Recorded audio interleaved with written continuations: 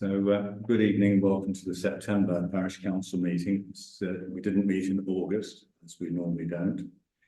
In tonight's meeting, as well as the usual reports from the clerk, ward councillor, and on the new city plan from Russell, we've got 4 planning applications, but because of the 2-month period since we last met, we actually, some of them have basically gone through their consultation period. What we do then is we normally just circulate them to councillors, see if anyone wants to, to raise any objections, and if necessary, I would call an extraordinary meeting. But they were fairly non-controversial, being some side and rear extensions at 45 Thrupp Close.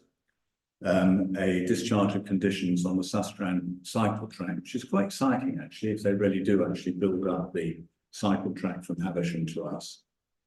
A certificate of lawfulness for a rear extension at 26 Lodge Farm Court, which I don't think we had any objections to, but it did get refused by Milton Keynes Council. And one that we will consider this evening is just a tree conservation application to remove 2 small trees from 39 North Street. And we will just have a quick summary of the planning applications that we previously reviewed and which are still in progress. Then when we move to the actual resolutions themselves, we will have a report from councillors Fortune and Bradbury concerning the Shepperton Close stop bin, and agree on any change of location. Then there are 2, well actually there are 3 resolutions concerning the clubhouse, which we'll come to, because obviously there's a lot going on there. There will be a discussion on a very unfortunate recent spate of antisocial behaviour in the village, and just really to see what we can do about that. There has been a trial of child bollards outside the nursery in South Street. We'll just see if there's any feedback on that. There'll be a discussing the effectiveness of the weed killing service we have from Milton Keynes Council, discussing the need of the pathway through the sports ground to be resurfaced. There's 1 or 2 places where branches are pushing that path up now, and also there's another one on putting in a heritage style lantern on the light there, which I think we all agree has now finally given up the ghost and it is extinct. Then there's purchasing a replacement mirror at the Thrupp Close, Bullington End, T-junction, and finally to consider streetlight repairs in Prospect Place, which is a private road, and where Milton Keynes basically washed their hands of it, I think. So those are the resolutions this evening, and there is a part 2, which is to consider a quotation for putting some extra grass seed down at the clubhouse, for the autumn to see if that can grow properly. So there we go. So without any further ado, then I know we've got 2 people who've registered to speak. Pauline, did you want to go first? No, I don't want to speak. Oh, you don't want to speak. Okay. Steve. Yeah. Would you like to just come up? So...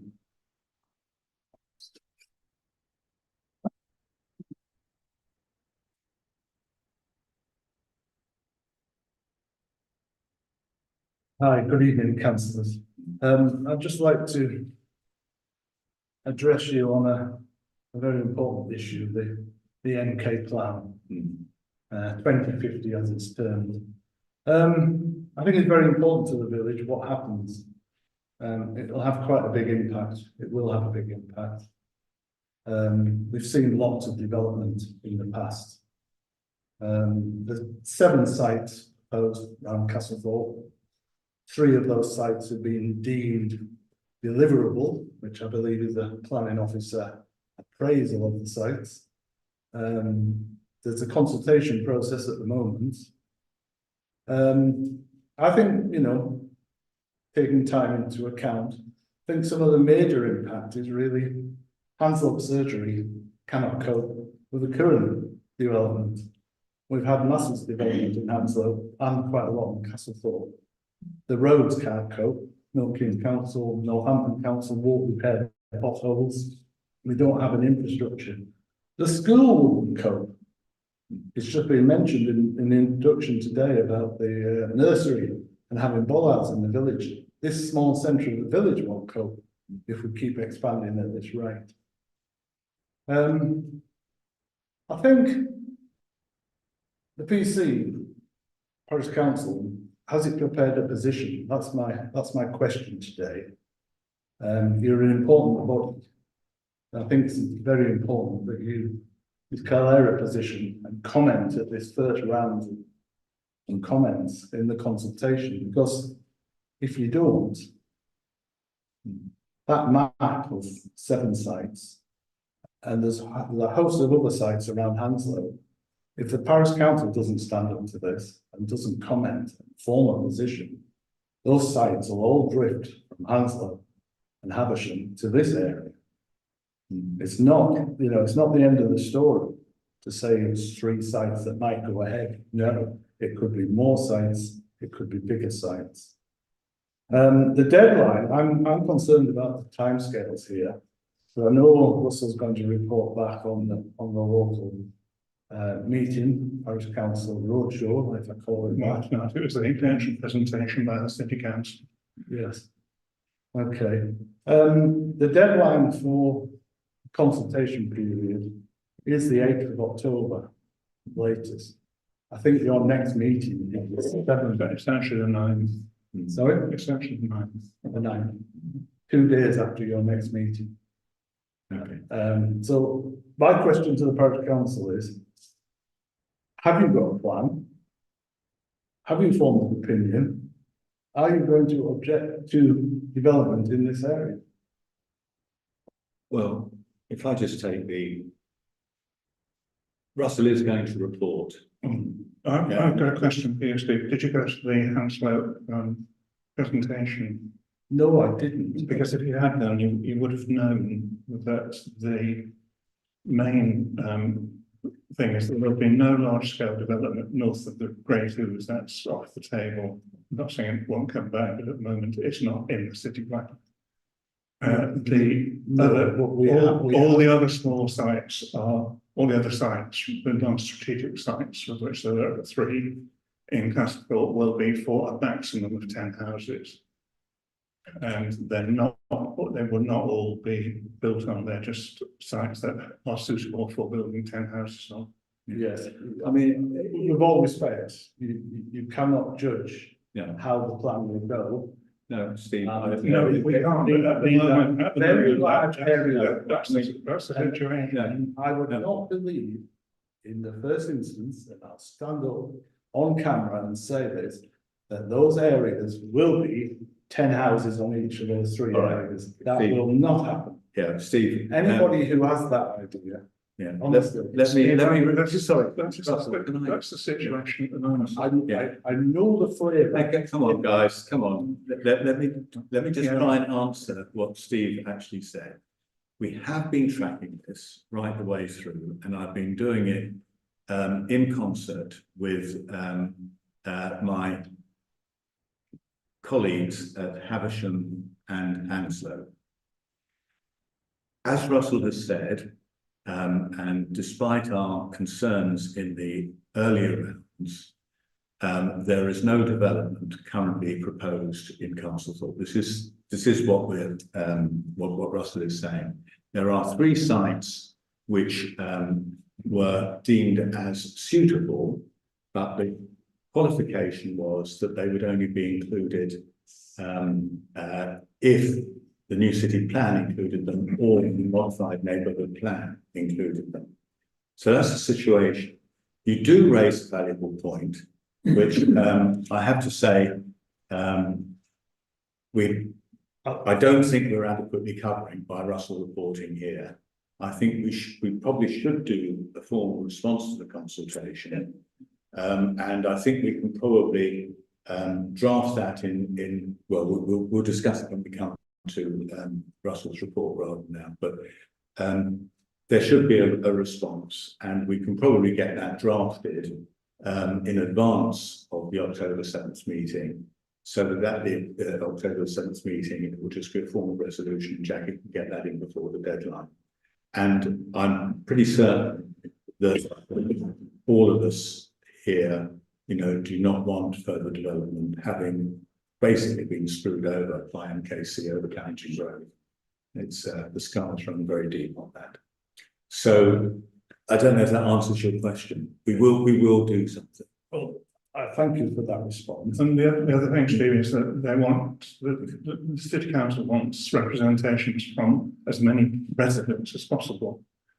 So I think you should get all your neighbours to put their arguments directly to the city council, and that would be taken into account in the next stage. Especially on sustainability. When they're making about health and education. They have ultimately said that they want responses from parish councils and public bodies as well. Yeah. All right. Now, look, I mean, rather than overdwelling on this, you know, I do give a commitment. We'll put on the agenda for the next Just meeting one final point to respond. I know when you speak with planning officers at a show event, that things can be promised. But is that situation in writing and agreed? I don't believe it is. So you have to protect against the worst case. Yeah, it is. That's. I mean, Steve, again, you make a very important point, and I know the chair of Morso Parish Council very well, Steve Waters, and he is, I don't know what the word is, desolate, really.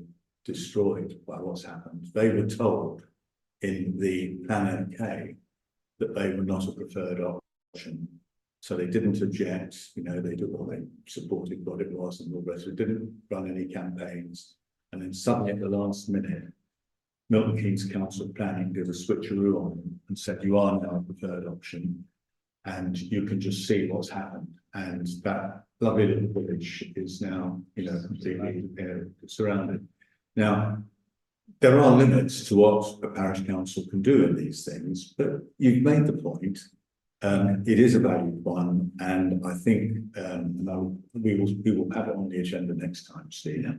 And I'm reasonably certain that you'll find, you know, an objection to further development and support of the current draft.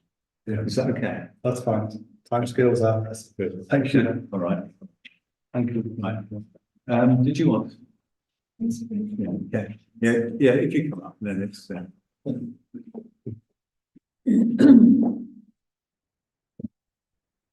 My name is Christina Hart, and I wanted to ask a question whether there is any short-term solution to Hanslope surgery.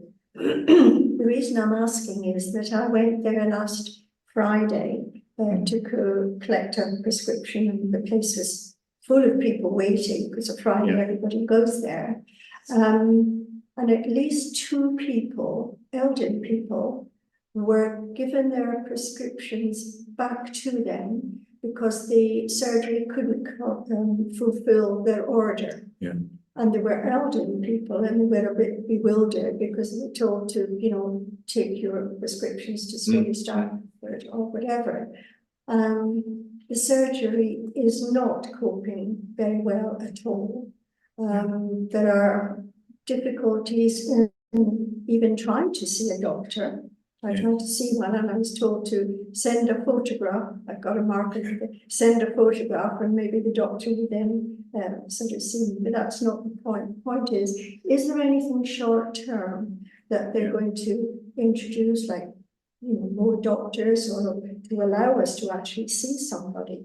Yeah, I mean, this is, you know, not within the scope of what parish council can do. Dr. Eunice, who's taken over there, did come to one of our I can't remember which month it was, but it was early this year. Was Sorry? they did a presentation at the AGM, didn't they? Yeah. It was a parish meeting. That should have been in April, thank you. Yeah. And that will still be available if you want to see what he's got to say. What I do know is that they are, but it's not short term. There's nothing short term at all, really. They are looking to put in what is called an automated dispensary, so that people are able just to get their prescriptions almost automatically, and that's what they're going to build as you go into the car park where the 2 spaces are at the far end. They're going to build across there, and there will be an automated dispensary there. So I don't quite know how it works, but I assume you go in and you put in some kind of code and you get your prescriptions out. As far as the number of doctors are concerned, and not having the prescriptions in stock, yes, that is a problem, and I mean that's affected quite a few people that I know. Now, and that's about pharmacy management, really. As far as the number of doctors are concerned, I believe, and I do need to have another conversation with probably Alison Andrews, because I think she's on the surgery. They've got a pot of S106 money, which is available to expand the surgery, and I believe Dr. Eunice has asked for effectively a second story to go onto that automated dispensary to provide more consulting rooms. So obviously the idea of more consulting rooms is they'll have more doctors available, but of course that's not short term, because I can't speak for Dr. Eunice. I actually haven't seen him since he came We're in. quite an elderly villages between Hanslope and Castlethorpe. I mean, I'm in my 80s, and it's bad enough trying to get a prescription online. You've got to actually put it online. You cannot book an appointment online now. That's been closed down. They did say they were going to address that. That was one of the, I brought that. You can't, other doctors' surgeries, you can book an appointment online. Here you can book with a nurse, or you can book, but you cannot book a doctor's appointment online. Oh, is that really set that right? Yeah. And he did say he would address that, but obviously it hasn't happened yet. Yeah. I mean, I guess what we could do is we could just ask Jackie to write to the practice manager there and just say, we are having, I've forgotten the name of the in-practice manager actually. She came to the AGM. Yeah. I know they're struggling to get staff as well, because I know one of the receptionists there, and she said they just can't get anything. And just express our concerns, both about pharmacy fulfillment, which is getting it done, and availability of doctors. I know anecdotally, when I can't think who it was now. Anyway, someone was actually complain to Dr. Eunice about not being able to get to doctors, and he just absolutely denied it. He said, no, that's not true. So there may be a little bit of him not realising actually what the situation on the ground is. If you're a patient. Well, it's automated now, isn't it? The telephones are great. It's still not great. It is still huge queue. They say that you're number one in the queue. Yeah, it's still ages and ages. Yeah, but it is a lot better than it was. The automated system. He did mention, I know this is not for everyone in Castlethorpe and Hanslope, but you mentioned, they did say about people who can travel can go to the other surgeries to have appointments and stuff, which is what my wife and I have done, but obviously that was to find the free up some spaces, and we got them picked up. I think we're so used to having a local doctor, and you have a rapport with them. Well, I do say, Yeah. it was the expansion of Chancellor that did it for it. Liam, have you got? Yes, so I asked Alison before this meeting if she had an update. She said that they're just waiting on feedback from the North Ants ICB on the expansion. But they've got contractors ready to bid, and they're still hoping to get it done before Christmas. Before Christmas, wow. Yeah, obviously that's totally. Yeah. That the bid or the? Yeah. I've been for a long time never having to go to the doctor, but now I'm under constant treatment. And the situation has actually got better, a little bit better. You can get an appointment with a named doctor, but you have to be there at 8 o'clock. Yeah. Physically be there, which is not brilliant if you know, if you can't drive. But I think But on the question of the prescriptions, if you can't get the prescriptions, then give me a call. I'll happily take your prescriptions, boots and. There's a couple of elderly people, and I thought, that's a bit odd, because one of them was upset because they had already run out, Yeah. and it was a Friday, and Yeah, of course yeah. it got worse. no, that is. Anyway, All right, well, we will, right, that's, yeah. thank you very Thank much. you.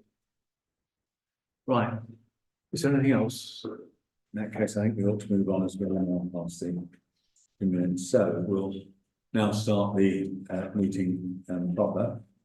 Apologies from Ian, who's not well. Declarations of interest. We just, because there's a lot going on with the clubhouse, I think it's just better just to record that we are, that Steve, Russell and I are directors of Castlethorpe Community Space CIC. And would you also record that I'm a director of Castlethorpe Parish Shop Association CIC, because that's going to come up a little bit later. Any other declarations of interest? Yeah. The minutes of the last meeting, are there any errors of fact in those minutes? In that case, can I have a proposal which is roughly and a second which is K, and all in favour? No? Okay, thank you.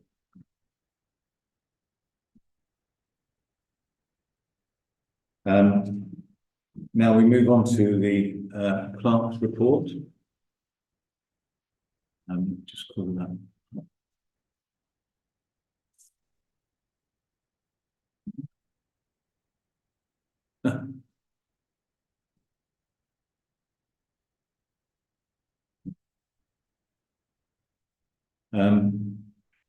So if we look at items 1 to 14,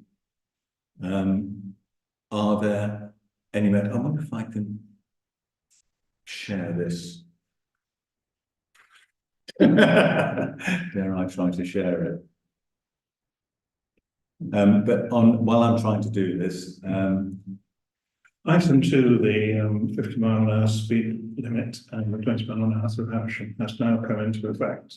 Fait accompli. All the signs, right? yeah, well, I have to say, I am very cross about that because, well, I sort of am if there was evidence, but the only time when I wrote to Keith Wheeler, let me just try and share the screen.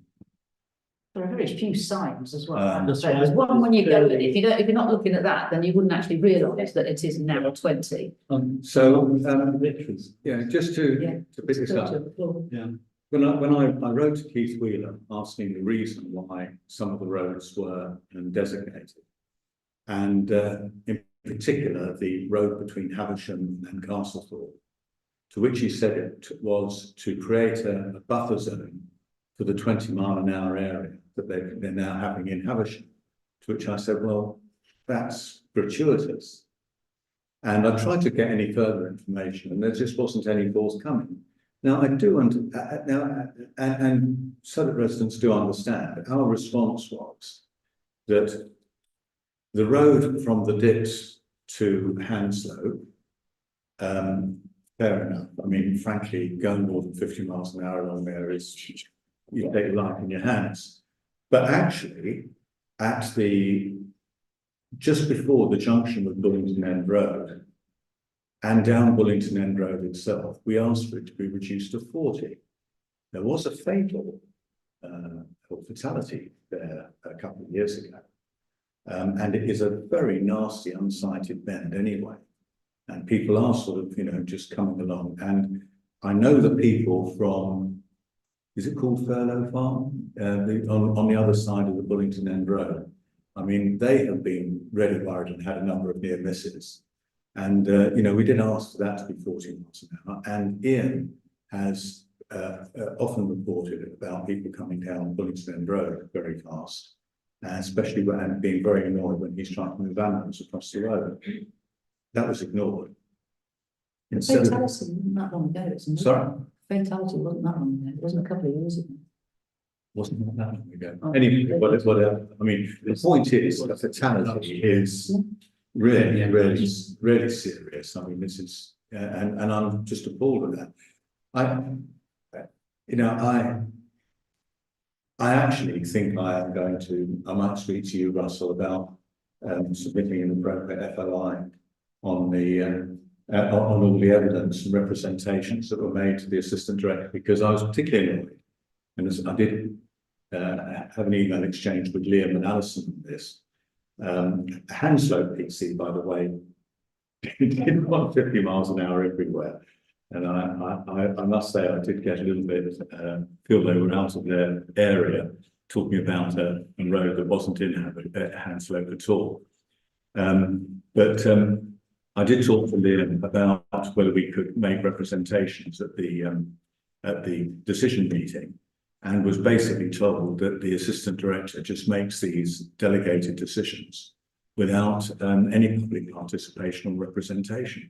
Which I do think, if there are objections to a road traffic order, that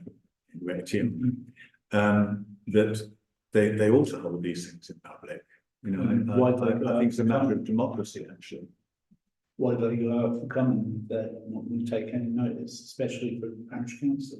Yeah, I mean, he just said, we know there've been some objections and we're doing it anyway, was actually what was written on the top of the notice of making, which I thought was, you know, pretty much, yeah. So that's where it is. So I think I will do that. And frankly, if he doesn't have any evidence for that road, I think I will then put in a complaint against his action, a formal complaint. But on the other hand, if he does have action, if there have been accidents along that road that are down to speed, then that we haven't been informed about, we don't know about, then fair enough. All right, anything else on sections 1 to 14? Let me just roll this down so people can see what we're talking about.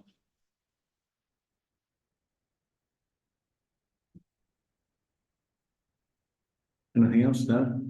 In that case, there are items carried forward, which are 15 to 19 on this page.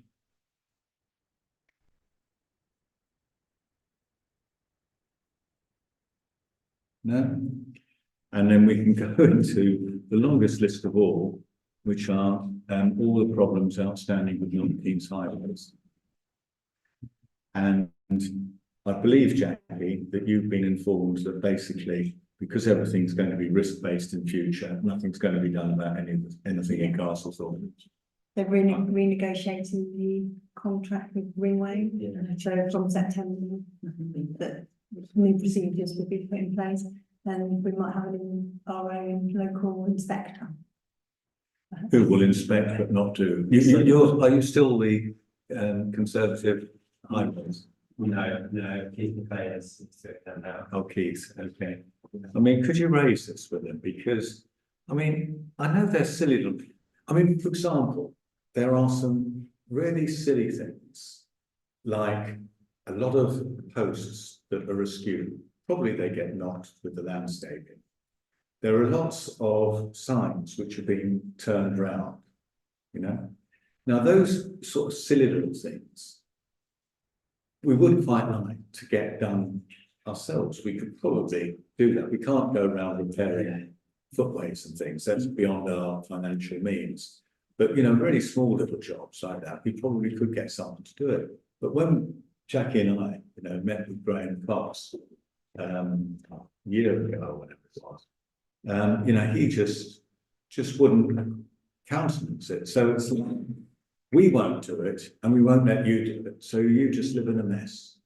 And that's their attitude. Steve. Yeah, can I ask what risk-based means, and if it's a changing strategy by Milton Keynes Council? Have they told parish councils and town councils about their new strategy? I think the contract only just, Yeah. they're still, yeah. So they haven't- Risk-based means danger to individuals. yeah, but I mean, make it, if you can put 1,000 meanings to it, then Yeah. just use it with your convenience. It's a get out of jail card. I mean, I would like to see, if they decide on a changing strategy, I would like to see a formal announcement about Yeah. what they've changed and what the new strategy is. I So- think Rachel Monday said that there would be some communications coming out once we're into September, which we are obviously now in, so. Yeah. I mean, I think at some point, if you know, we ought to invite the assistant director here and see what he or she's got to say. They're meant to attend meetings when invited, and we haven't had an officer for years, actually. Anyway, we'll leave this list for Jackie to continue They're with. meant to be third, aren't they? Down by the bend, just there where the traffic lights are. No, Is that not the third? that is the electricity supply to number 10 Okay. failed, and they dug the road up and they've left it dug up for what, a week? Whatever it is. I thought, oh, they're addressing one of the No. problems. No. Your face in MKCC, by the way, it's touch with me too. Right, shall we move on then? Let me stop the screens. The bollard thing, can't we buy our own? The what one? The child bollard. Oh, no, Is that we'll come low? to that. Sorry. Right. Right, are we finished on the clerk's report? Can we move to ward councillor's report? Yeah. You actually covered a lot of what I mentioned, but I'll start with highways. Because we were getting so many comments about potholes, we actually asked every councillor to meet with us and explain what exactly needed, what a pothole needed to be for it to be fixed. We thought we were going to get an answer. We just got a very long meeting about how they judge it, but not what the actual metrics are. So we still don't know what will make them for the pothole. They're just telling us that it's now based on how often the road is used, the likelihood that it'll come apart again, and the depth throughout, whereas before it used to be the depth, but we don't actually know what you actually has to be. It's told us some of the theory behind it. So that's quite frustrating. I was going to mention new city plan as well, just encourage everybody to comment. As you mentioned, it closed on the 9th of October, so it's just over a month to go. We have been at ward council representing basically everything you were saying about protecting rural areas. Full council, we've put a few motions in about how important rural areas are. They've all been rejected, but that's not actually had an impact on the new city plan. So I hope that nothing big will come in Castlethorpe as the initial draft plan suggests, but definitely right to the after MK East. Just on that, Liam, I mean, I had a conversation with Richard Pryor. He seemed reasonably confident that Havisham was also not going to be. I mean, when I looked at the map of the sites put forward, it was like almost the entire parish of Harrison. But he actually said that they were mostly not suited. I mean, I couldn't go through all the sites where They virtually all were undeliverable. Yeah. I'm not quite sure where we are with Hanslow, because obviously those areas being impacted. I mean, just as you know, the surgery, if you stick another 100 houses in Hanslow, that's another 250 people to go on the doctor's registers or something. So I don't know where Hanslow is. I haven't had a chance to ask. I'm not 100% of Hanslow, yeah. I know that I think are making a comment themselves. Yeah. Yeah, and we also asked that there would be there's no effect on the recent change in government either, just to know it's carrying on to, so. Yeah. I believe our new MP was making a speech on housing, was being interviewed on housing on Times Radio this morning.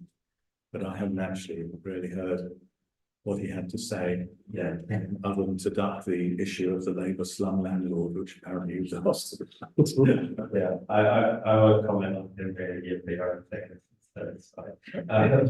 I think the new target is about 50 houses a year more from what it is, isn't it? Yeah, it didn't change too much. So it's not much Didn't I different. have 30? Thought I had 30. No, I said they're doing for first. Oh, okay, Yeah, okay, all right. But yeah, it's more the sort of new town. Yeah. Just 'cause, there is a Conservative meeting with, on the ground tomorrow, so No. I can raise obviously the 50 mph and the speed limits issue. And I don't know whether it's worth getting 3 parishes around the room with an officer if we can to Yeah, I mean, the problem is, it's not really the 3 parishes. Havisham have kind of got what they wanted, which is their 20 mph limit, and the 50 mile, and then what they wanted 40 on the road from Bullington to Havisham, where they had some accidents on that bend into that car park. It was Richard who rang me to say, was I aware that there was also proposed that the buffer zone for their 20 mile an area came all the way to Castlethorpe, which I said no. Hounslow have taken a contrary view, which is, well, not contrary, they've taken the view that anything that slows down the traffic, and Alistair told me this, into Hounslow is to be welcome, so they just basically supported the whole thing. So it really is a Castlethorpe issue. I don't know how big an issue it is, but I just, I'm a little bit cross about what I see as the abuse of process, really. Yeah, the delegates' decision. Okay, yeah, I can raise it. There's also going to be, I spoke about the surgery bit, didn't I? And Alison said that she's going out with the local police force soon, where she'll be spending almost 24 hours in a police car, not for any bad reasons. So if you have any questions about local police, you can as well, just let us know and I'll ask them. Okay. Right. We have had an outbreak of ASB here, which we'll come on to later, which I believe has been reported. And there are 3 cases of criminal damage. And I think those are ours. Those are going to be reported in the latest police report. Okay. Thank you very much for that. I won't do a clubhouse report now because we've got a fairly long, we've got some items on the clubhouse. It'd be more appropriate to do it there. So, Russell, do you want to say anything that hasn't been said about the new city plan? Yeah, the good points are that because of the difficulty of bridging the Ousali floodplain, it would be very, very expensive to put any infrastructure in to support large-scale development north of the river in here and Havisham and Slope going that way. So that is no longer an option in the new city plan. The actual main development, strategic development, will be concentrated in the urban area using mainly brownfield sites for regeneration. Any new development will be in the eastern and western expansion areas, which are already designated, which is the one that also, unfortunately for them, is in they're in the eastern one. The land north of the river, the farmland, most of it has been designated as suitable for solar.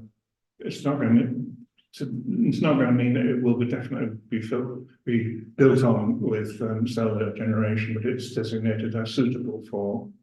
Solar or wind? I think we could no solar. But it could be.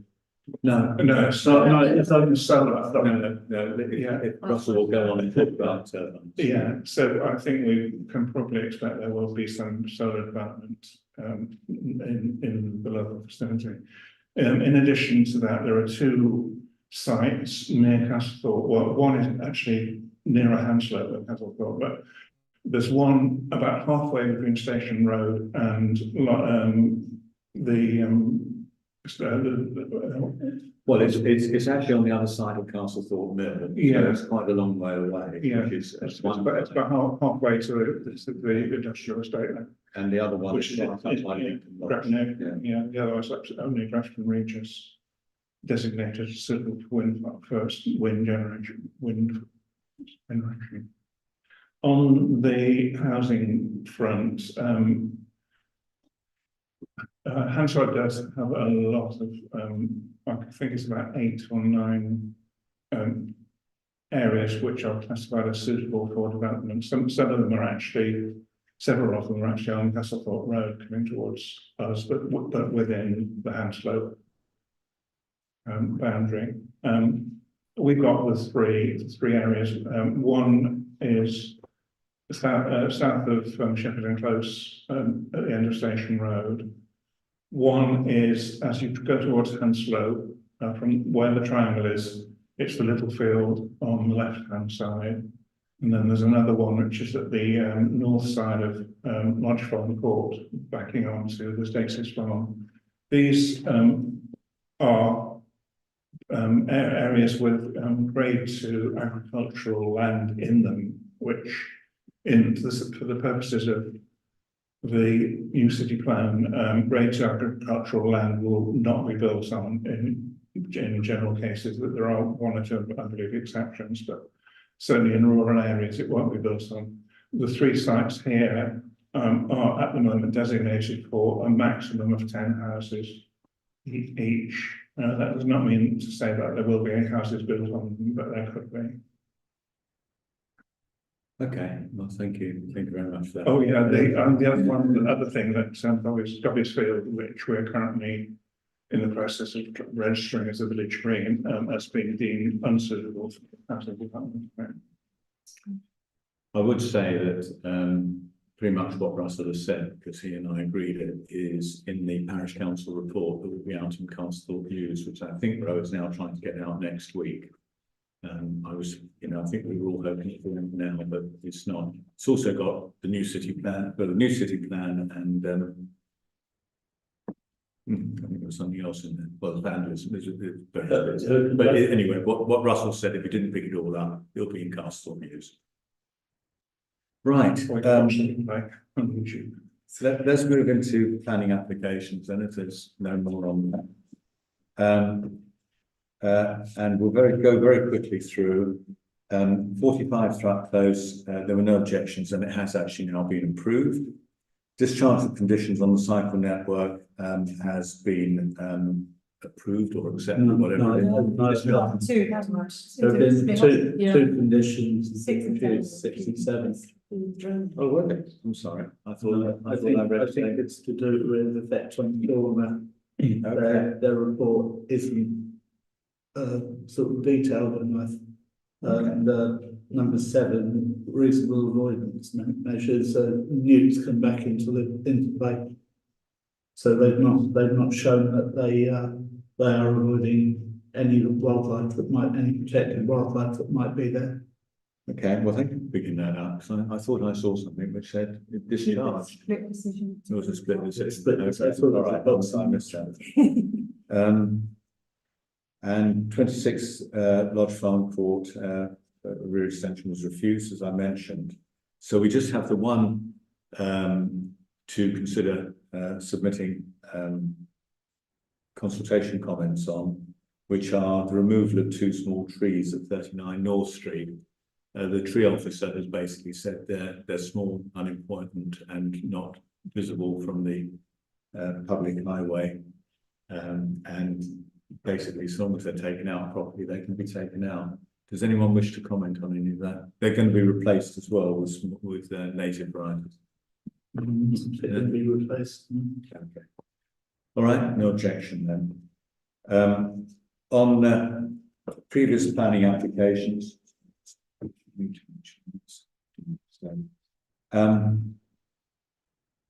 I think, again, unless anyone has, 2 of them have now been refused, including, I have to say, this Lodge Farm Business Centre. You know, there's meant to be a,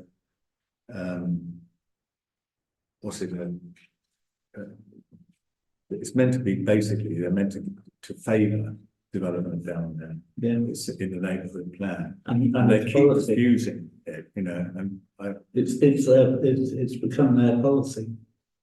Not to refuse it, their policy to allow it because our neighbourhood plan's made. So Yeah. that surely forms part of their policy, so they shouldn't be refusing things that are. They're refusing it because it means that people have to drive to it. Yeah. yeah. About the bus, which they took away from Oh, us. I mean, Is it because it's like one way, one way? yeah, I mean, basically, they said, we accept that there's a business centre, but we're not going to allow any further development there because it's not reachable by sustainable means. I think it is disgraceful to say, but But it's, if they approve the cycle path, then you can walk there and have Yeah. it, so. they can walk there on Well, the. no, on the footpath. frequently walk Yeah, there. that's it. Anyway, there we Yeah, go. Approve both. And the 55 Thrupp Close was been. Right, let's move on to the resolutions then. 7.1 is a public excluded part 2 of the meeting. This is just because we've got to consider this quotation for this grass seeding. So we do that, this quote, we do that, so I propose it, Russell, second, we're all in favour. Right, we now move on to reports from Russell and Steve, I think mainly Russell on the Shepperton Close dog waste bin and where we are with that. Yeah. Pauline has sent some correspondence in that, I mean, I think basically the action was at our last meeting, we asked Russell to try and ascertain whether the people who wanted a dog bin would be happy for it to be moved or not, and also to try and assess the nuisance independently, and for Steve to approach the householders at number 2. But there was some further news on that. Russell. Yeah, I have spoken to all but 2 of the people that were in favour of the dog bin remaining there. And all of them are still in favour of it remaining there. 2 of them did say that if it had to be moved, then they wouldn't kick up a fuss about it. But I think, Mrs. Hart, you said it was going to be at the end of Shepperton, wasn't it? Yes. Outside number 2. Number. Yes, 1, 2, Yeah. 0. What was pointed out to me when I raised this with the people in favour of the dog bin saying where it is, was that is where the kids gather to get their school buses in the morning. And so there's a lot of people at that place in the morning, and also when the buses come back as well. The other thing they pointed out was that very few people walk their dogs down that way anyway, and they wholeheartedly said that the best place, the most convenient place for the walkers is where it is at the moment. They also said that it's very rare for children to play on that green anyway, and the only time that they do play is in the cocker season when the chestnuts come out. As for the positioning of the bin, it has to be on a public footpath, which it is.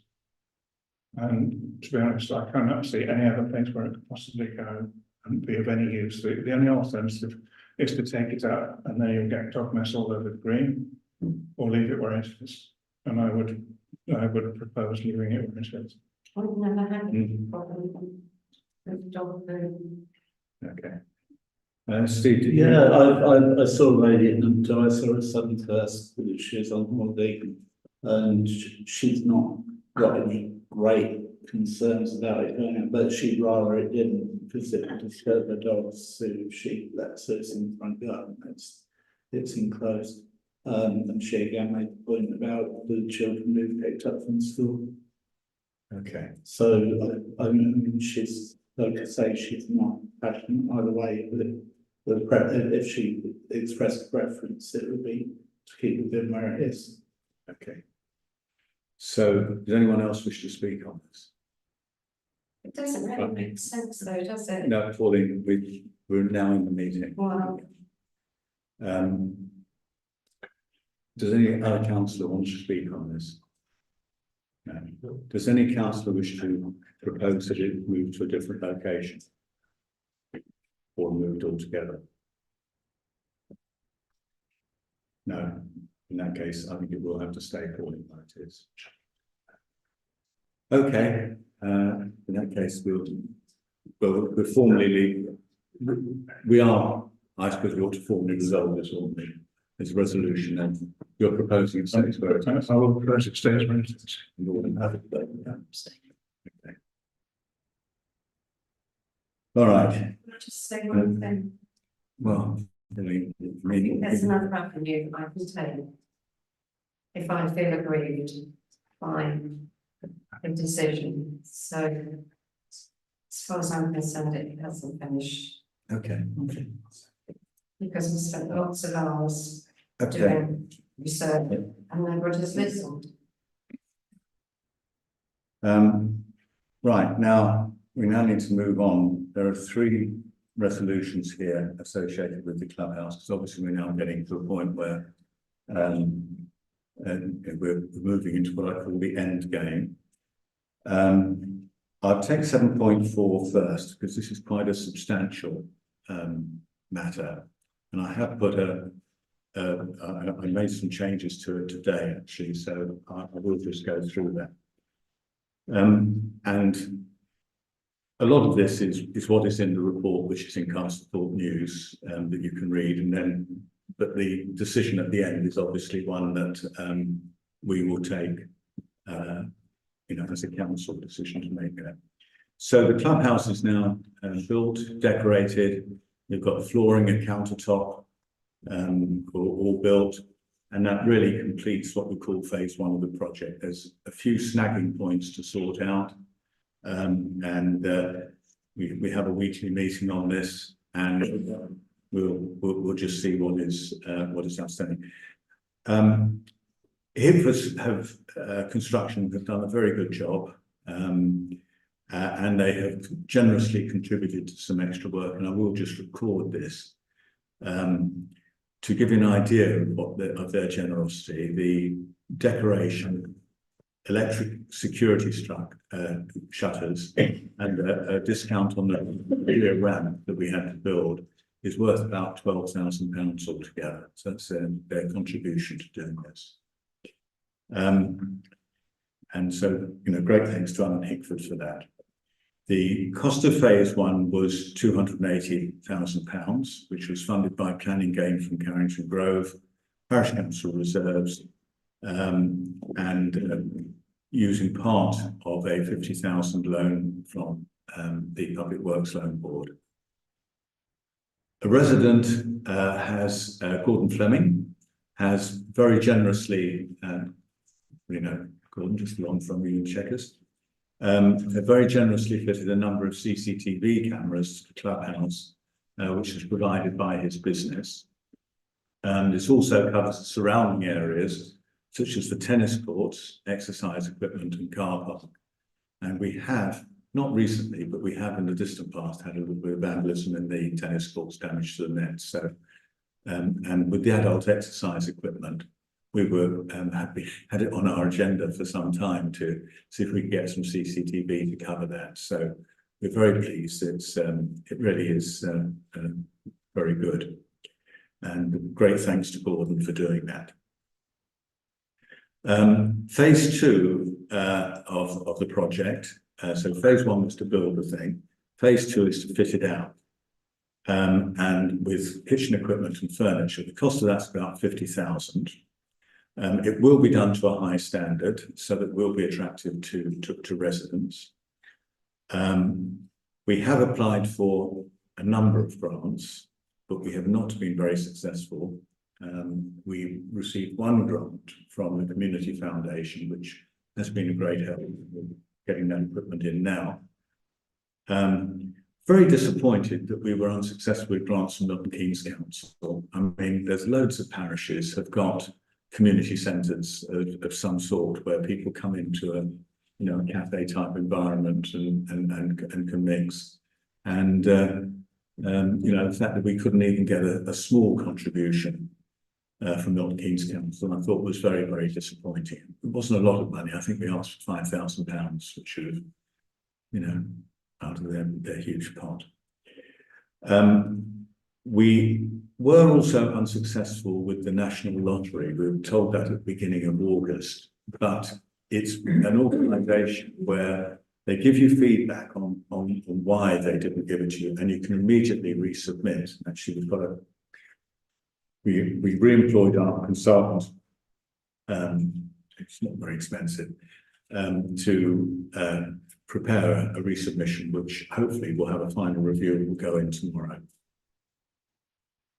And we should get a decision on that in November. If you bear the month of November in mind, it's quite a critical month. Just as an aside, we've applied for some match funding for grants at the King's Council for some picnic tables as part of the Community Infrastructure Fund. We'll get that the next spring. And we've also did get a grant from the National Lottery for a children's climbing frame, a so-called monkey challenge frame, which will go at the back of that garden area next to the clubhouse. But we now do have to consider the possibility that we're going to be unsuccessful with further grants and decide how we're going to proceed. The parish council's previously decided that we require a minimum of £20,000 as a contingency reserve in case things that, you know, go bump in the night, basically. I have sent you all, it's in the folder, a spreadsheet which I redo quite frequently. This one was done, I did review it with Jackie and Steve. It incorporated the latest RFO expenditure sheet. It's very slightly out of date. I'm not sure if any other large items came in, it includes that. And interestingly, it now does look as if the parish council could just about fund phase 2 without any further grants. But that doesn't allow any contingency either on the clubhouse side, and there are one or two things that we've taken out, not considered, like new gates at the entrance, or indeed on the parish council side. So, for example, there's a resolution later on about should we put some new streetlights in Prospect Place. And I would therefore suggest that we would need up to about £10,000 to complete the fit out and give us a little bit of contingency.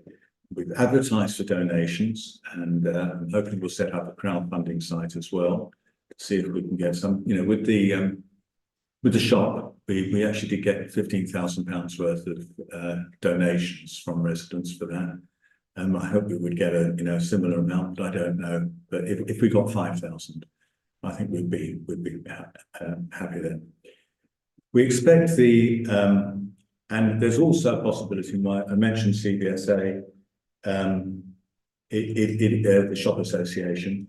It is possible, in my view, reasonably likely that the shop association, who had access to a separate S106 pot for village amenities, will have some spare funding from that. And they did make a decision today that they would let us know before our November meeting. November's the key month, I keep saying, as to whether they would be able to effectively give up some of that S106, and the parish council could then draw that down. And that could be a sum of up to £8,000. Isn't that public money though? It is public money. So shouldn't the public? Well, Does the public have no say so in what happens to that money? Well, I'm just being curious. Sorry? I'm just being curious. Right. I mean, the way. I don't know the legalities of that. Well, there's a governance process that you go through. It goes to something called the Milton Keynes Council Infrastructure Board. You must feel well out of this, Bill, you know. You must go, oh, thank heavens I don't do that anymore. It goes to an infrastructure board together with our request to use that money. That request has to be supported by the ward councillors. If it's successful, then the money is then allocated to that applicant. That's the process that you go through. That's how we got the S106 that we currently got. That's actually how we got the money for the shop extension, which is currently subject to an agreement between MKC and CPSA. But I'm presuming that wouldn't happen until the shop had finished, because obviously they would need some sort of contingency. No, they will know. They will know by late October. They're just about to let the contract. They will have de-risked the building of it by about mid-October. They've got a few other items to get, shelving and, more importantly, new chillers, which are about, they're currently thinking about £15,000 worth, and and that would mean that they could release some of the rest of it. And even if they needed a bit of contingency, it would be, that would be still available. And there's no conflict of interest because you're on both. Yeah, there is. Yeah. Okay. So I wasn't at a board meeting earlier this week, last week, but I did have to engage with them during the course of the week. And then today we had a meeting, and they agreed to, the other directors agreed, so that would be the case. Anyhow, moving on. As I said, I think Steve, Russell and I think we will struggle with grants. The problem is that a cafe, especially one operated semi-commercially, which is what will be the case if we have a tenant, is not very attractive to funders. And I can tell you that the bar element certainly isn't. That's,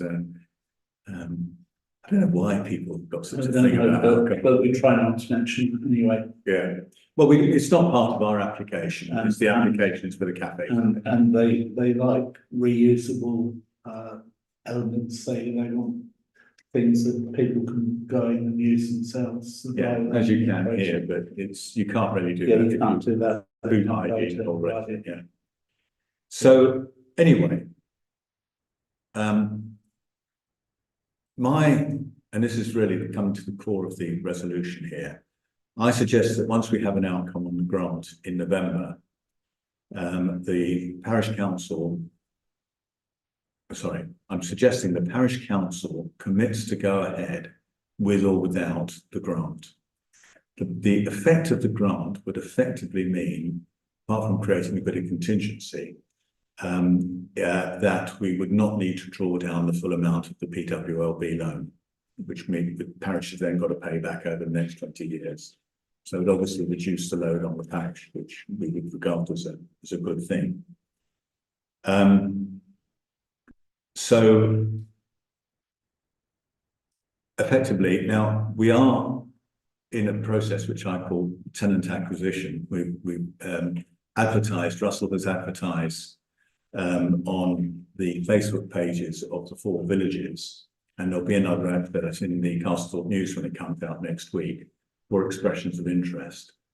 And Steve Bradbury, who's company secretary of Castlethorpe Community Space, has received a number of expressions of interest, some of which are really quite sound. Just run on a bit.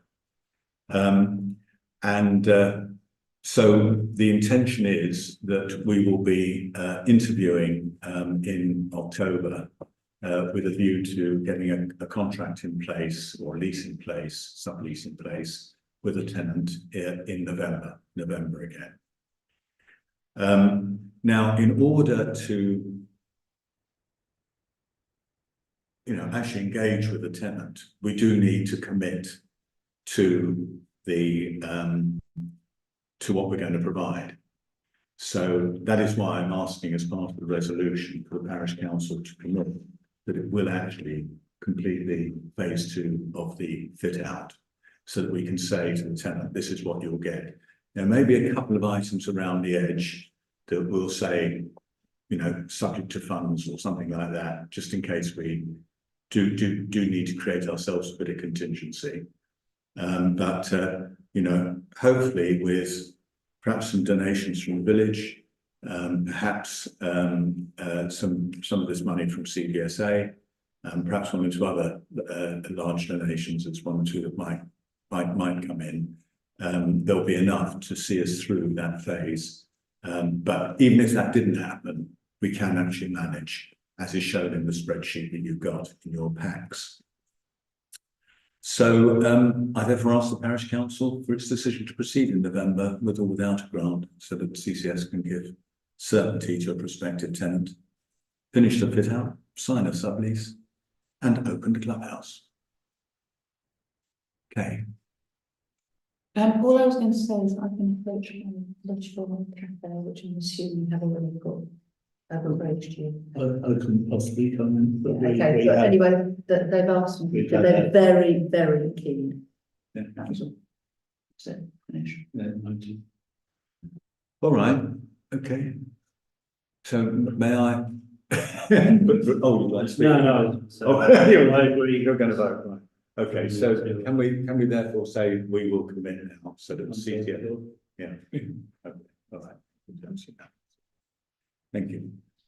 Now, the next resolution, which I flipped the order round, is we ought to start work on getting a sublease in place, because these legal things don't happen overnight, so we can't sort of.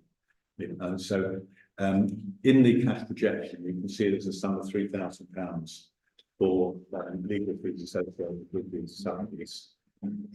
I think there's a possibility we could do it a lot cheaper, because there is a website called Law Depot, which has model leases that you can download. You have to pay for them. And it might be possible to do that for, you know, tens of pounds, and then perhaps engage a solicitor to review it and make sure it's robust. And I do think we need to be robust on the sublease. The lease, I call it a friendly lease, because it's between the parish council and CCS, and we'll work together to make sure it all goes well. But the sublease, obviously, there could be problems there. If it became, you know, if a nuisance was created, or the sort of service wasn't what we wanted, or all sorts of things. Property wasn't maintained properly, you know. So we do need a robust sublease, and I think so. So that's the next resolution. It's actually 7.3, which is to allow Jackie to work with us to engage a solicitor as necessary. So if I can propose that. And all in favour, thank you. 7.5 is to organise an open day at the clubhouse. I mean, CCS has basically done the bulk of this, but we would like it under the auspices of the parish council. We are the landlord of it, and it does mean that we would, as a parish council event, and Steve, Russell and I are all heavily involved in the organisation anyway. It would then be covered by parish council, PLI and so on. So if I can make that resolution. Is that going in the 14th? No, have you decided on the date? Yes, the 14th. Yeah, All over. Yes, I'm sorry. 2 till 4, 14th. Yeah, there you go. See you there. My birthday on 4th. I think it's going to be 3-1. Yeah, right. So from pleasant subjects to unpleasant subjects, we have had a number of incidents of vandalism in the village, ranging from graffiti, which I know Kay has found quite a lot, and thanks to Kay and Jackie for basically getting it cleaned up. Just me. Sorry, just you. Doesn't matter, it's fine. No, I think I even bought you stuff myself. the dog where they've been. Oh, I cleaned, Yeah. not from graffiti, that was from, yeah. That was Yeah, just okay. And anyway, for that, Then more substantially, damage to play equipment in the fish ponds area, which, to one of the signs by the entrance gates into the village. A road safety mirror by Thrupp Close. And I think, worst of all, damage to a bench that was given to the village by a resident in memory of his wife. And I think that's pretty despicable, breaking up something like that. Where was that one? All of these have been reported to the police, and if you know who's responsible or have any doorbell footage, please contact PCSO Tilly Skipper. These are reported as criminal damage, and you know, I hope that we'll be able to identify the individuals. And actually, I will then propose in a civil case, we attempt to recover the cost of repair from them, because otherwise we all in the village have to pay for it. So we will do that. Are we going to actually do anything to deter them? Because I mentioned, there was a grant last time, I mentioned about CCTV in certain areas. Well, we have got CCTV at the clubhouse, Yeah. which does now cover quite wide areas around it. But even sort of like along roads, if there's gangs of gangs of people, not to say anything, that walking around, then that would help. And fish ponds as well. There's been a lot of damage at fish ponds. I mean, there's been carving out of they've basically wrecked the climbing frame thing. They've wrecked benches, there was racist stuff on the benches, which we. Well, that is a good point. I mean, we could even ask Gordon Fleming, who backs onto the fish ponds, if he would point. I mean, I don't know if anyone's been near his house. Well, you can't go near it without being picked up on a camera. He's got so many of them. If he would put, I mean, we'd obviously have to offer to pay for it. But there was a grant. That would be. I mean, I think that's probably the only place where we could legitimately put CCTV. I personally would feel uncomfortable putting it in, you know, on public spaces like highways and things. I don't think. They're nicer than me. I think they should be caught. Well, I'd like them caught, but I think there is also a balance between the general public's privacy, rights of privacy, as well as. It's all covered by data protection. Yeah, and to share it online and stuff like that. It's different. Well, but yeah. Anyway, I mean, I think that is something I'll see if we can have a word with Gordon and see if he would do that. Because he'd obviously be able to pick it up on his own Wi-Fi, because they all need Wi-Fi, I see the problem. Right, so thank you for that, Kay. That's a good idea. Anyone else want to talk about vandalism? Parents should be aware if their Yes. children are out. They should. Yeah, I mean, we have no idea whether these are actually I don't know whether residents in the village or whether they're coming in from the outside. There's some tagging back on the railway bridge already. Is that? Yeah. Which I will clean up because I've still got some stuff left. So we'll do it, but it's already back. Is this some news and battle? Just not pink anymore, it's white. Okay. Right, let's move on then to 7.7, the child bollard trial outside the nursery. Jackie, is there anything that we can say about that or not? Just that we tried it for a month. The bollards have gone back now, nursery will put them out in the morning and bringing them back in at night. So, yeah, we can only borrow them once for a trial, so the next step is if you want to purchase. Your own set. Did it resolve the problem? Yeah, I haven't heard. people didn't park there because there was a bollard in the way. So yeah, it did work. So really, it's just I mean, if we could put that on the agenda next meeting, but if anyone who lives particularly in School Lane, who were the most affected residents, because they just couldn't get out of the mornings. If anyone is watching this, could you let Jackie know any feedback that you've got? And that will inform Yeah. the discussion at the next meeting. Thank you. Right, then the implementation of lining and parking spaces on South Street again. Okay, so a resident came to me and asked whether we could have parking bays on South Street, which I have to say makes sense to me because half the problem that we have in South Street is that people park like idiots. Sorry, people, but you do. They literally park within 2 spaces, they will park in the middle of it. So where you could get like 3 cars, you can only get 2. And that happens all the time. They don't park up to the white line where the driveway ends. They'll park half a car away from it. So if there was a designated bay, which people had to actually park in, that would actually alleviate some of the parking issues that we do have on South Street. And I'm with the person who approached me and asked. I think that would be a good idea. I mean, I think we would be expected to pay for that. Okay. So I think we would have to ask Highways what the cost of it would be. I can't remember what the cost was. Can you see of marking out those bays by the nursery? I can't, I'm sorry. You're asking me to buy.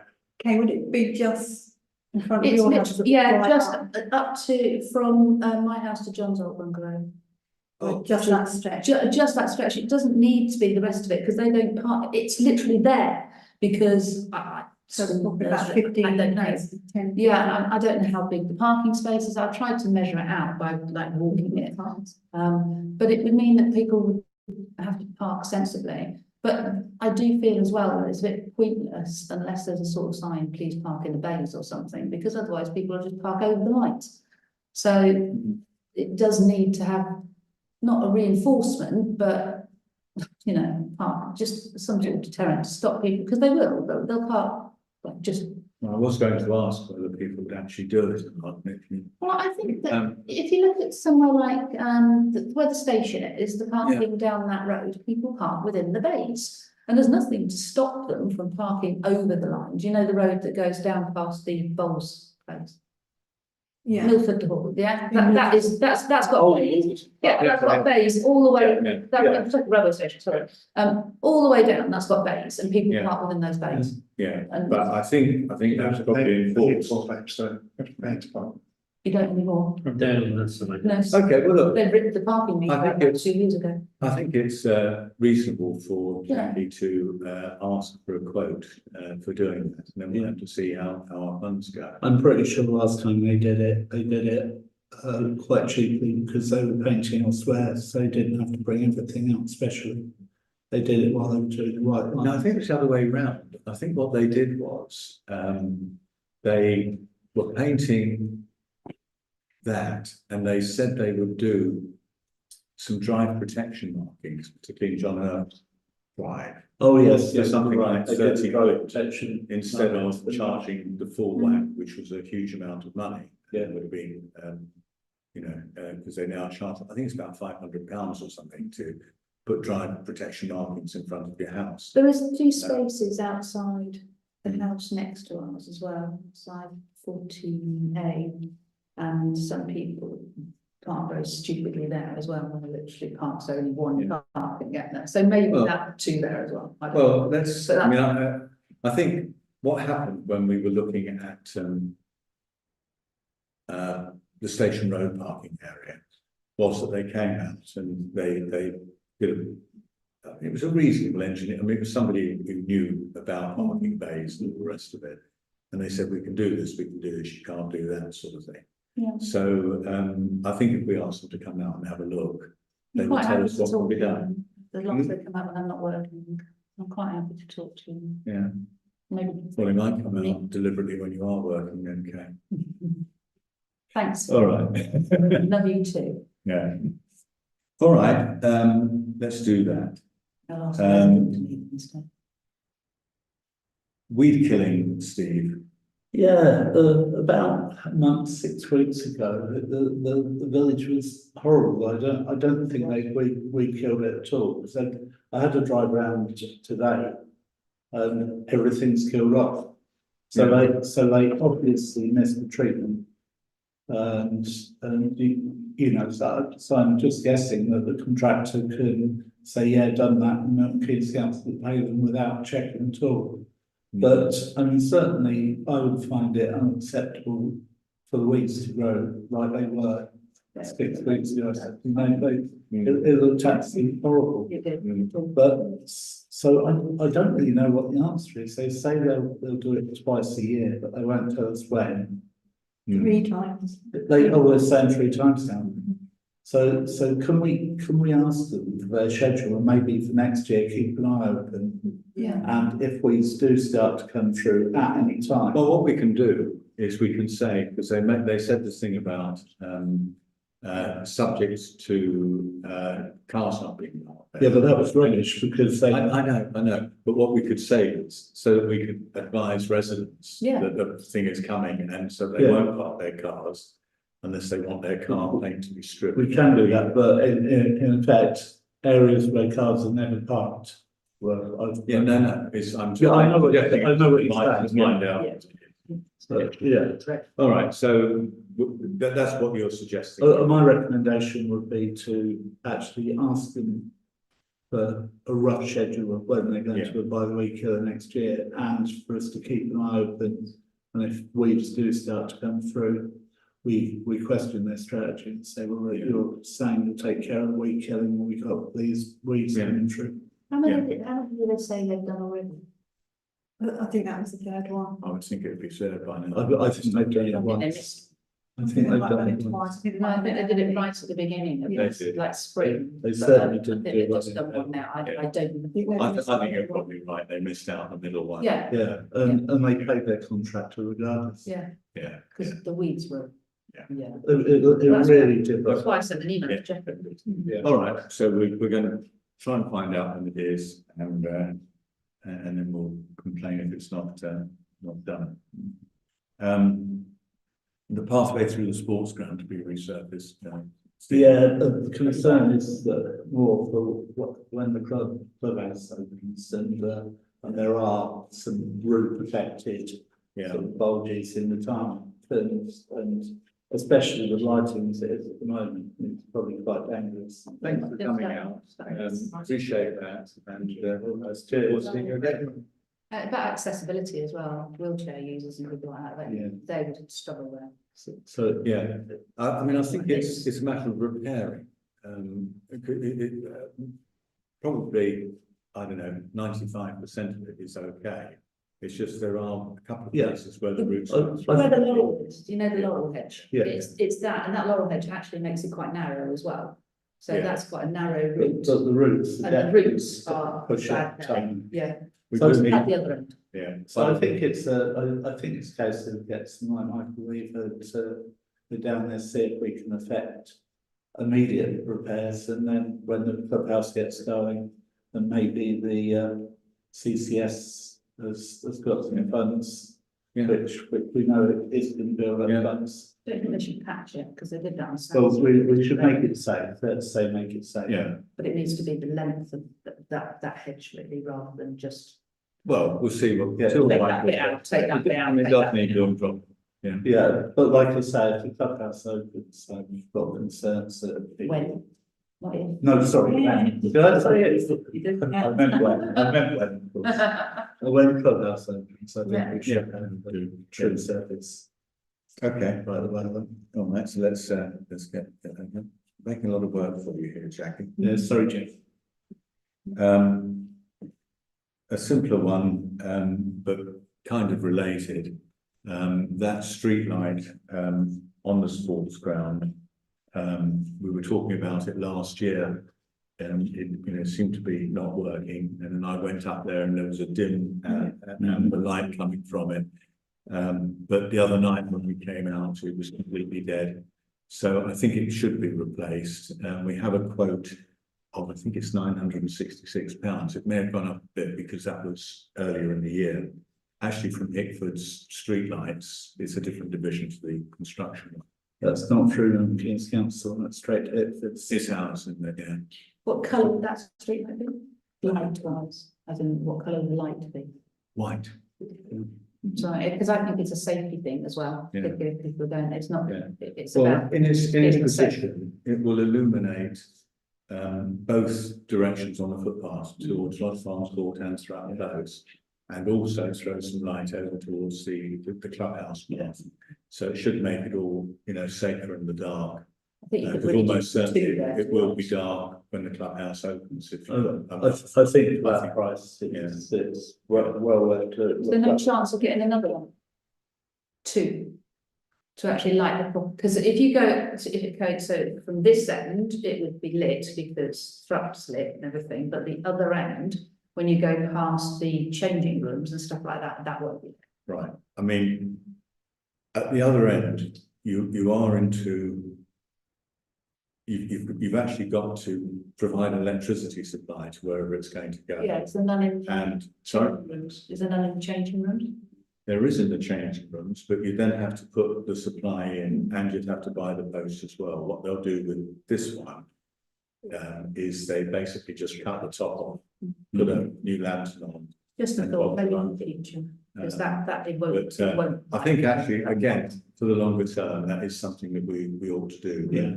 The resolution tonight is just to approve, just doing this one, if we could do that. Are we all in favour of it? Yeah. Yeah.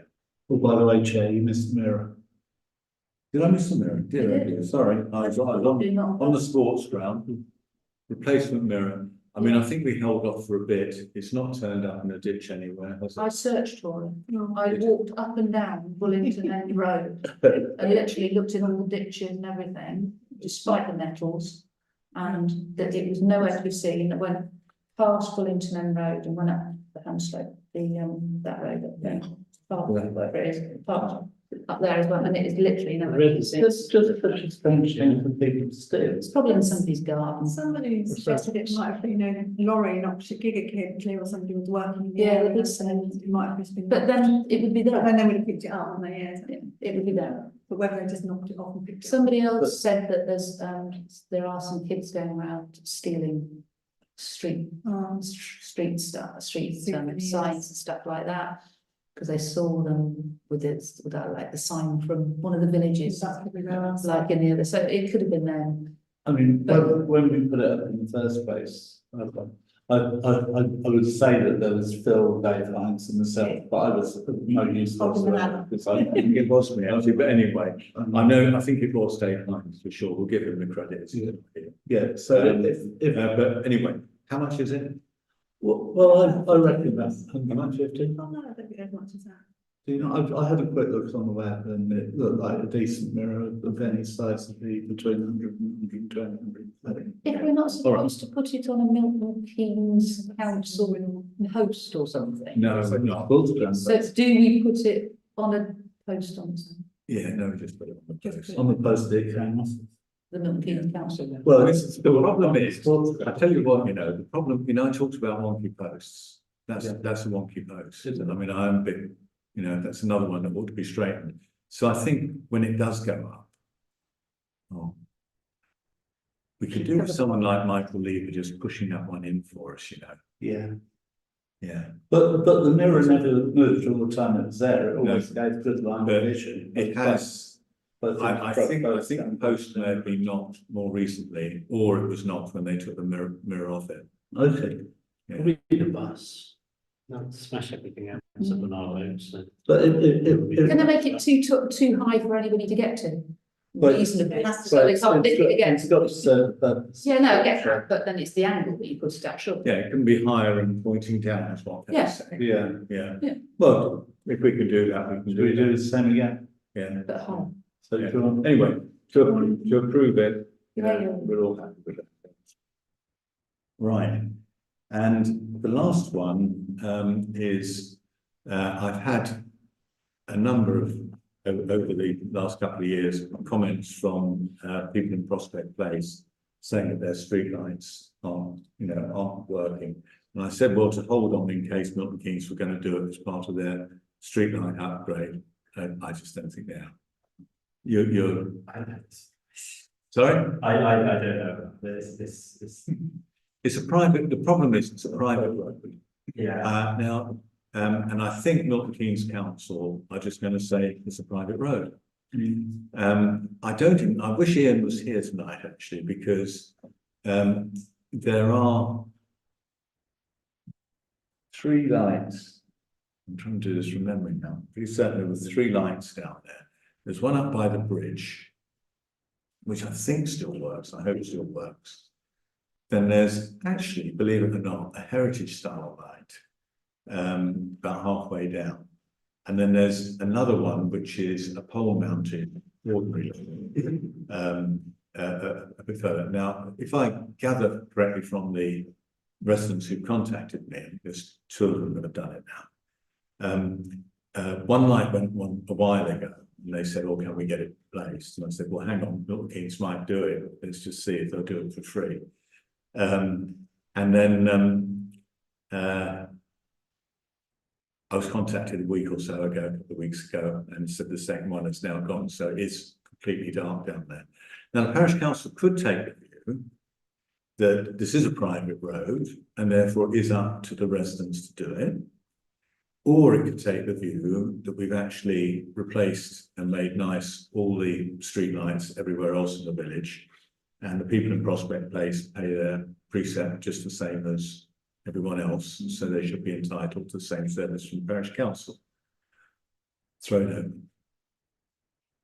I think that they should, we should cover it personally. You It's- should. I think we should cover it. Yeah. Personally. Yeah, I agree with Kate. Okay. Right, I mean, I think it's as simple as just replacing the 2. I think it's 2 that are broken. I'll check with the resident. One of them's a heritage style, so we know that the cost of that is about 800, well, £166 probably, I don't know. And the other one is probably completely defunct now. It's just one a pole mounted one, so it'll have to be a new one, but they'll be cheaper. They'll be the same as the ones that Milton Keynes just put out. You can't reasonably put a heritage style one down there even if you wanted to, because it would just obstruct the parking.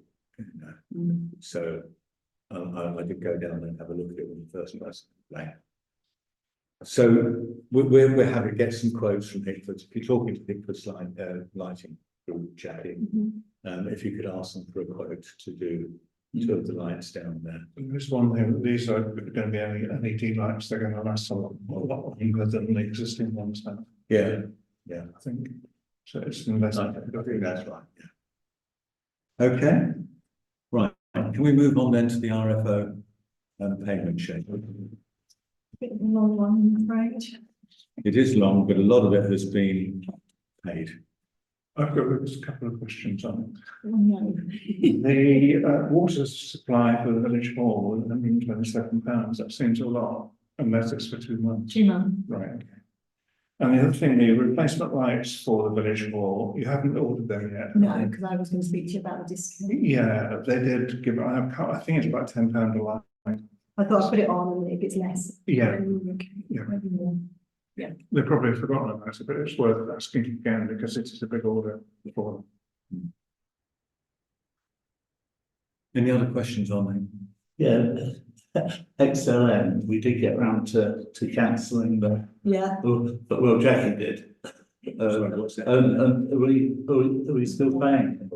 no, right, I think we had to give notice, so I Okay. just had a bill shake of £3.95. Fine, so it has actually taken. I think it was probably up to the end of August. Which XLM? XLM was Steve's. Club, I've been trying to cancel. Yeah. around to it, that's what I don't get. Right. If there are no other questions, I'll formally move that we propose it. Oh, Russell, got a question? No, I'm just Oh, secondly. And all in favour, yeah. Happy.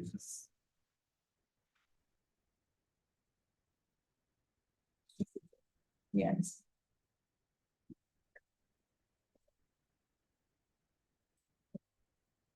I've put a link to a bollard thing. In the chat. Because they're not expensive. That was a £150 one. The mirror, child, on the child, yeah, it's back to 100, yeah. Right, moving on, correspondence received. I did, have one to say from, Lodge Farm Core resident, again about the sports grounds, the trees, as you come, you go down the footpath, past the pavilion, the football pavilion, towards the gate, those trees are encroaching on Was it- the. was it- Yeah, they are was it- low, They are there. they are very It low. wasn't it. But we've cut the branches of the low ones off, but they're saying they need crowning, because it's creating an arch, because, and it's very dark. I mean, what I was going to suggest, and that's something that I had Lodge Farm Court resident contact me. And I was going to tell them that we'll get the landscaping done in September. I would assume they're still going to do it in September, hedge cutting and things like that. Yeah. And then see where that leaves us. Review. You're talking about the different hedge, you're talking about the hedge along the, Well, no, Andy mentioned the two trees. they're in the sports ground though, so they're not. The trees Oh, by, the trees. trees by the nature reserve. Yeah, By the by the nature nature reserve, it is. When you walk through there's a hedge on the Okay. right hand side, the changing rooms on the left. That is like, it's like a corridor, That's it. Yeah. literally covered. It's like Right. a canopy. It's really bad. A different problem. But she said I on the crowning, the tree, Crowning, sorry, you said. the resident. Yeah, there are. I wouldn't mind. I mean, who does treatment? Is that Michael again? What, the tree crown? No. No, you didn't do it this time. There's no way we did it. Broderick, Yeah. we've got waiting to do the ones on Castle Hill, I call it. Right. Yeah. Okay. That we agreed back in last spring, but it was too late because the sap was rising. Right, So they've scheduled those for next month, I think. okay. Okay. Well, I mean, if it, I think we ought to take advice from him Right. rather than from a resident. Yeah. Yeah. Have a look at it. The hedges do need trimming back, but that's part of That's routine not- maintenance.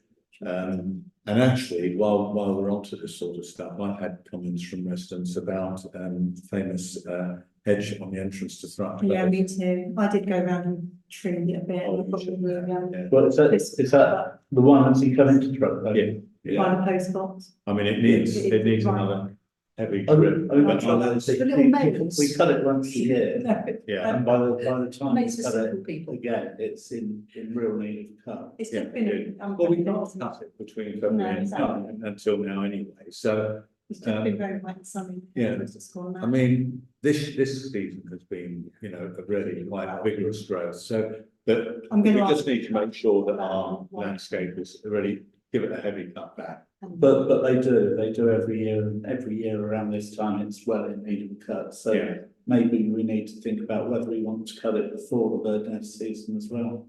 Yeah, but it won't grow much between now and. Because we did consider that on that one, and it hasn't grown much. Okay. While we're talking about maintenance of the village, the railway bridge at the end of Martin's Field, the nettles, literally you have to walk, you have to be really, really careful when you're walking because you get stung. Is anybody responsible for that? So when you go through the little gate. The bridge that basically brings you out at the back of the houses in Prospect Place. A resident previously has kept that area quite. Yeah, I think she's gone now. yeah, it's that area on the right hand side now is terrible. That Yeah, I triangle. mean, they actually took it over at one stage, didn't they? They Yeah, had no, it she used to do lovely, she had a That's really yeah, nice. yeah, she did, Yeah. lovely job, but she's not there anymore. Okay. But no, the actual nettles on the footpath going up to that railway bridge, up the gate, Yeah. are pretty bad. Well, strictly speaking, it is right at the back, isn't it? Yeah, no, it's public footpath. So strictly speaking, the rights of way team should do it, although these are the little things that we used to have a handyman to do, weren't they? Yeah. I mean, does anyone know the resident there? I know the woman that used to live there. No, you know the woman who does live there? No, not now. Yeah. I'm assuming that if they were going to do it, they would have done it. Yes, I don't Well, think we can they ask them see to that. do that, You might. because it's It's quite a big area. Yeah, it's- quite. well, there's a flower bed, Well, there's well, grass that would need cutting. I mean, we're not asking them to maintain the whole area, that's up to them. But just would they mind, just cutting the nettles back so that people can walk on the public footpaths without being stung? Yeah. That's I mean, not, people- that's not I don't think that's their responsibility, because That's that's not their literally. responsibility. No, but, okay, so the little triangle behind their Yeah. garden, Even that, I'm not sure they do, because if they were going to do it, if it bothered them, they'd have done it. But I don't think they would. Could you could say we could ask them, the I other mean, I'm people, not- the other side are closer, on the other side of it. Oh, sorry, which side are you talking about? We talk about the. We're talking Well, about- there's a house on either side. You've got, If you you've go got down- moving, yeah, on Yeah. the right hand side, you go through the gate, the Yeah. nettles are really bad there. Yeah. On the bridge. Literally, yeah, it's part of the Oh, bridge, actually on the bridge. yeah. Yeah, just going up the Can stairs. I ask Charlie to? Yeah. Yeah, We yeah, yeah. Yeah. You get Charlie to go up and stairs. Ollie had to literally walk in front of me and stamp them down because I've got Okay. short. All right, well, let's have a quote for that. He probably needs to just trim it this time and then weed killer it in the spring, doesn't he, when it starts to. Yeah. to grow. Right, and it's all about, it's amazing all these, any other business, it's all about bits growing. Ian, when he rang to give his apologies, said that he's had some complaints about the trees in New Road. Should go down, apparently they're, I'm trying to, I have to confess, I don't go down there very often, so, but apparently there are some trees on the right-hand side, compressors perhaps, and they're actually of such a size that they're doing impact vehicles going down. Are there any residents gone? Yeah. Yeah, yeah, Yes. just before the railway bridge. So that's the residents. It will be the residents' responsibility, but probably the best thing to do is give them a knock first and say, would you mind cutting them back? Yeah. Because the Milton Keynes Council would take a big view of the obstruction file. Yeah. But that was the same as the hedge. That huge. I mean, I did the same It's thing. taken away. It's just, I'm guessing it's the same. I don't. I'd have to go down there and look. I mean, it's probably all tied up with the fact it's been a very vigorous growing season. Yeah. And everything else. I mean, it's a question is who's up for giving them a knock? Is it? I don't mind going. Would you? Steve's good. Steve, thank you very much. I'll go and see. Thank you. So which house is it? I don't know. I'll go- Ian just said. I'll go down and have a look, Yeah. and if it's not obvious, I'll come back and I'll straight. Yeah. If it's not obvious, you'll tell Ian to stop wasting our time. Oh, no, it's Ian and I'll. And I also had a Right. correspondence from Cosgrove Parish Council asking if anybody knew anything, I don't know, you might, the new dog walking fields. Yeah. Going down there, part further down there, a fence has been put up. With a Yeah, lock gate. they put it, apparently, they've got permission for one dog, but they've actually separate, they've got two there. I'm sorry, which one is this? But at the end of, Fox cover. Cover, yeah, when you go down the track, over the railway bridge, Yeah. somebody's told me that they've actually got two fields there now instead of one, which I presume is they've put a fence. But I can't recall seeing any planning application. Yeah, there was, they're- it got they're going to refused do it, to start off The with. original. Yeah, but then it went through, yeah, No, But Fox they River, did- no, they no, did- no, we didn't have any. It was- but it was only for one, wasn't it? Well, I don't know how many fields it was. I do remember one application. I don't remember the second No, I application. think it was for one, so I don't know was the answer. Okay. Right, is that everything then? No, I have one other item of other business. Yeah. This Friday is the 60th anniversary of the closing of Castlethorpe Station. Yes. And I've marked this by a post on Facebook, on the village Facebook, with it's a link to the dying battle that the parish council and villagers tried to save the station and successfully got into reaching swing sets, and that was the end of trains in Castlethorpe. Hmm. So there is a picture actually just behind you of a very famous train. I think it's the one that was in the film Night Mail at Castlethorpe Station. Oh, is that the A line? London Midland Scottish Shalimast train. I mean, I think historically that's very important. I have to say, it's actually a good job we don't have a railway. Yeah, it is, it really is. Metro. Commuter belt. Okay. Right, should we call it? I think that's all business, isn't it? So next meeting is the 7th of October. Let's just segue straight into the part two, because it's only the end here. Declarations of interest. We need. Shall we- Oh, We've got a thank part you, two, yeah. Thank you. Yeah, so thank you very much for reminding me. So that's the end of this meeting. Next meeting, 7th of October. So thank you very much if you